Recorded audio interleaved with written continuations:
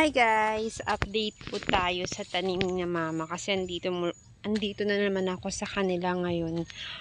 Ang daming sitaw. Tingnan yung sitaw niyang haba. Ayan o, saktong-sakto. Pwede na itong i-harvest guys. Ayan o. Hala, ilang linggo din kasi ako hindi nakapunta dito. Ayan o. Ayan yung mga sitaw nila. Actually, nakabenta na po si mama dito. Yan, dami oh. Ito yung kalabasa. Tsaka, ayan oh, may mga, ay hindi pala siya kalabasa. Opo pala siya guys. Ayan oh. Ayan yung mga bunga niya. Hala, ang dami. Ang dami na pala. Tsaka yung pipino kasi, nakailang harvest na sila sa pipino. Hindi ko alam kung saan banda yung pipino dito. Ayan o. Ito yung maliliit o. Ayan dito. Tsaka yung, alam, may kalamansi rin pala siya dito o. Dito naman, hindi, ano to eh. Andito ata yung pipino. Hindi ko na makita yung pipino kung saan banda. Pero nakarami na siya ng harvest kasi nabigyan. Ay, ayan yung pipino. Para yung ano pala nila, no, yung dahon. Hawig lang din ng kalabasa. Tsaka ng, ito, opo. Tama ba?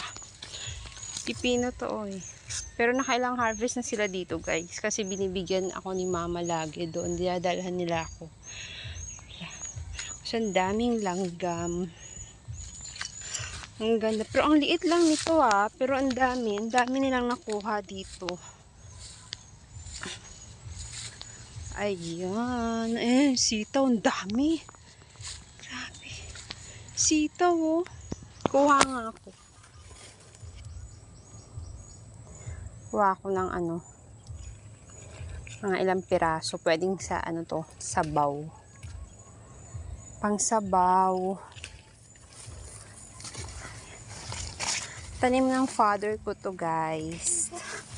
O diba? Tingnan nyo oh. Hala, dami. Ang dami.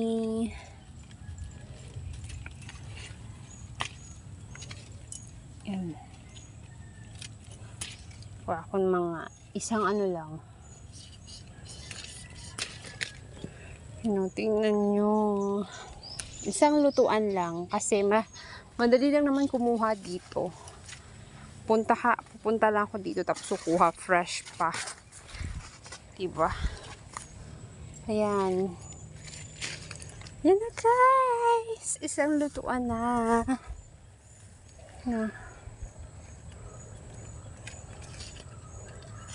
Sarap yung ano. Isabaw sa isda or adobo. Tapos ayun oh. Hey, Achang, that is a jungle.